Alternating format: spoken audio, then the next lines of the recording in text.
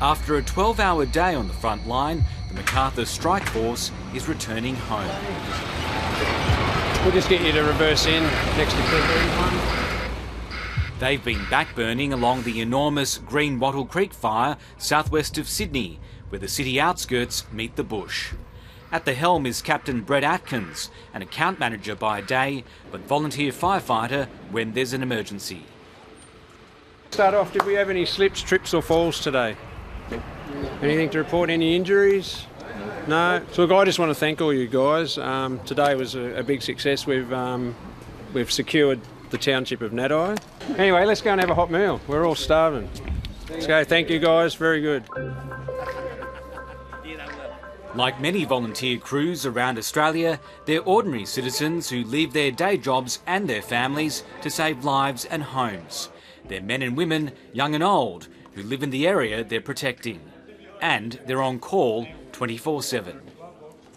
I've got a 3.5-year-old little boy who basically I didn't see from awake from Wednesday night through to yesterday morning because I was either at work or out on the fire ground.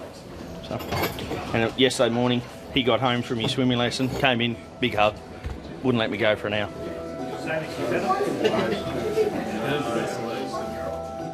Just helping out, it's fun, you know. I like that rush and yeah, helping people, it's great, yeah. What's your normal job?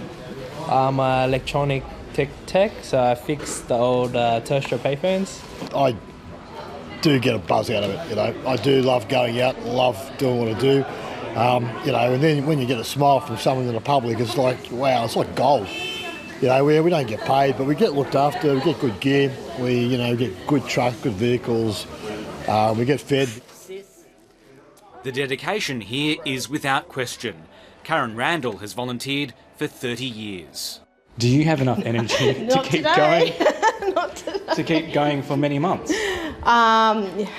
Look, I did it 3 weeks running back in 2001 continuously and same area. And I just had to back off after a while because it gets exhausting. Karen's daughter is giving her a lift tonight, but when she arrives home, the work doesn't seem to be over. Her husband James is on after-hours duty, responding to 000 calls. He's also a volunteer. We met at the fire brigade. I know, it's a bit corny, isn't it? Tell us that story. It's just like any other workplace, really. You don't want to know that story. He was a long-haired, dirty lout. It is taking a toll, and I believe some of the firefighters are starting to become battle weary.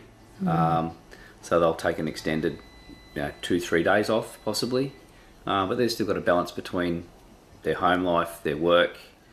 Some employers are very, very flexible with giving people time off. Others are not. Kicked in well now, we've got a nice big line. On the surface, these volunteers are showing no signs of cracking, but they have their limits. Crews have been battling since August, and there's still 3 months left in the official bushfire season. So how can they all sustain their energy for that long? A volunteer will keep working until they drop to the ground, and we don't want that. Former New South Wales Rural Fire Service Commissioner Phil Koberberg has praised the RFS for managing fatigue, but he says more counsellors are needed to deal with mental well-being. Beneath the surface, it's all bubbling along, and it'll come to the surface, and then there'll be a major crisis on how to deal with it. And he says the Defence Force should have a more direct role in fighting fires. Call in the army, call in 300 troops, give 200 to the National Park and Wildlife Service, who are desperately short of people and overworked, and 100 to the RFS. Thousands of volunteer firefighters are taking time off from their jobs around the country. By day, Tony Mitzi is a financial consultant in the city. I've got 2 lives basically because I'm still living in the corporate world and then I come out and do this. In my mind, I've sort of paced myself because there's so much happening and, you know, in case more comes, which it might, need to be there ready to go. Yeah, again. Do you have the energy for it? Yeah, I do. Sure? Yeah, I do. And this morning, Tony was back at his desk 70 kilometres from the fire front, ready to be called out again at a moment's notice. The most important piece of equipment is our helmet that we get provided with. So it's got the goggles, plenty of protection. If something falls on your head, not going to hurt you. Whilst it's strenuous, it's hard, it's dirty sort of work and everything else, and it's not the best environment to be in. You're in a dangerous environment, but it's just so fulfilling. And I come to work on a Monday and I've just had a great weekend. Literally had a great weekend because I've given as much as I can. I know we've done good.